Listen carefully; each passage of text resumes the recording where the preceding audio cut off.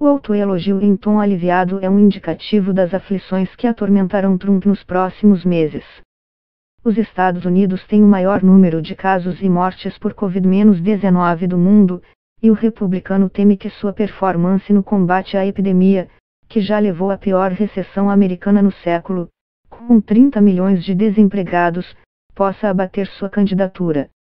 Até março, quando os Estados Unidos começaram a ver o número de doentes crescer vertiginosamente, ele minimizava o problema e atribuía aos adversários políticos o alarme com o coronavírus.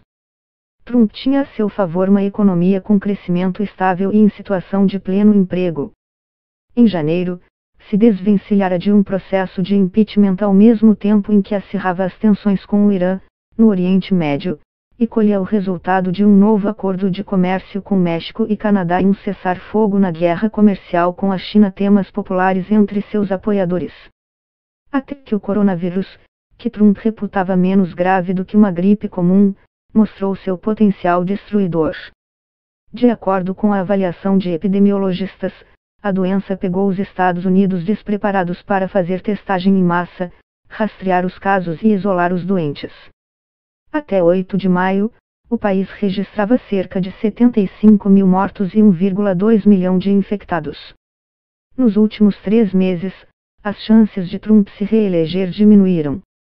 Primeiro porque, até fevereiro, ele planejava fazer uma campanha centrada nos bons resultados da economia, e isso se perdeu completamente. Segundo porque os resultados até agora sugerem uma má gestão da crise de saúde pública. Ele não estava preparado, afirma o cientista político Jonathan Hanson, da Universidade de Michigan. Trump não ficou parado diante do derretimento de seu plano inicial de campanha.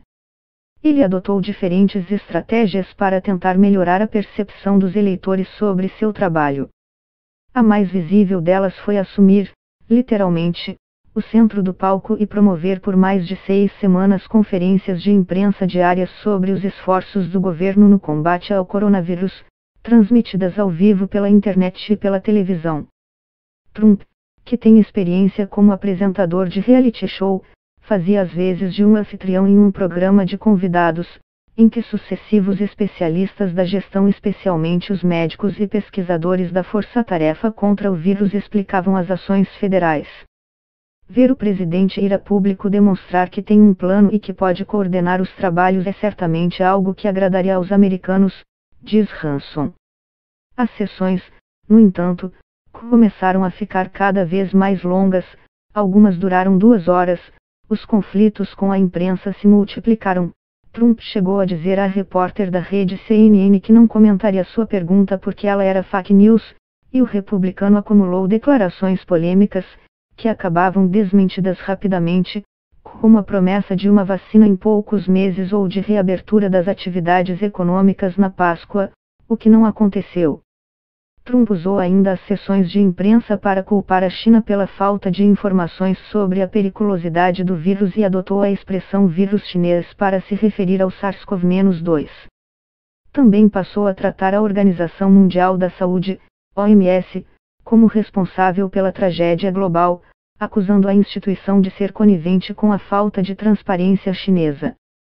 A estratégia servia ao mesmo tempo para retirar de si a culpa pela situação americana e para reafirmar o antagonismo em relação ao seu principal inimigo no jogo geopolítico. Esses eventos viraram uma espécie de comícios eleitorais em vez de transmissão de informação. E ele passou a promover potenciais tratamentos bizarros, nenhum comprovado. Em vez de torná-lo mais popular, as sessões começaram a gerar atenção negativa, afirma o cientista político William Vinikoff, da Universidade Indiana. Trump resistia a interromper as apresentações, apesar da pressão de republicanos no Congresso, que temiam que suas performances pudessem causar prejuízo nas campanhas para as eleições legislativas, também em novembro. O fim das transmissões se tornou inevitável depois que, no último dia 24, Trump sugeriu que injeções de desinfetante poderiam ser eficazes no combate ao coronavírus. As reações foram péssimas. 3 dias depois do episódio, ele afirmou que suspenderia as conferências, porque elas não valem o tempo e o esforço. A julgar pelas pesquisas de popularidade, o republicano tem razão. Embora uma pesquisa do Instituto Gallup tenha indicado um ganho inicial de 5 pontos percentuais em aprovação, 49%, em março, a pesquisa seguinte não sustentou a taxa, que ficou em 43%. Em um compilado das pesquisas feita pelo Scientific Trade, sua taxa de aprovação variou de 42% para 43% nas 6 semanas em que ele manteve pronunciamentos diários. Situação muito diferente da de líderes europeus como a alemã Angela Merkel e o francês Emmanuel Macron, cuja aprovação cresceu 11 e 22 pontos percentuais, respectivamente. Na verdade, ao longo de todo o mandato, Trump manteve um nível de 40% de apoio, esse é aparentemente o piso dele. Qualquer outro presidente que dissesse qualquer um dos absurdos que Trump disse, teria visto o apoio ruir em meio ao escândalo. Isso não acontece com os apoiadores do Trump.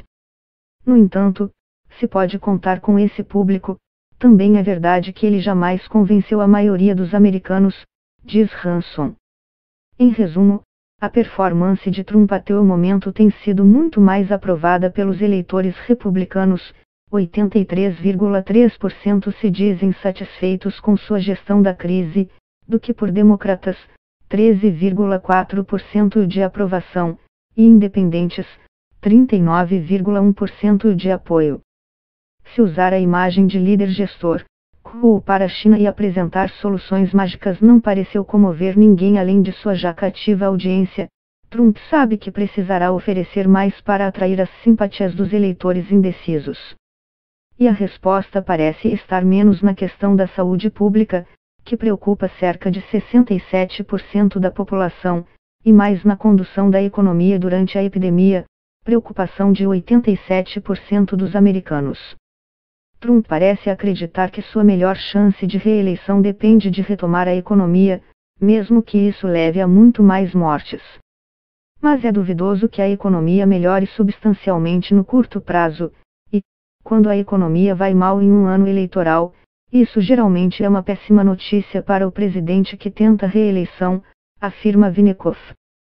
Com menos de 6 meses para mostrar qualquer resultado que alivie a piora da economia, medida em retração de 4,8% do PIB no primeiro trimestre, Trump passou a pressionar os governadores dos 50 estados a aliviar a quarentena e permitir o retorno de atividades econômicas. Um de seus alvos preferenciais é Michigan, governado pela democrata Gretchen Whitmer, que tem sido cotada para o posto de candidata a vice do presidenciável democrata Joe Biden. Ali, Trump venceu por uma diferença de menos de 1% dos votos na disputa contra Hillary Clinton, em 2016.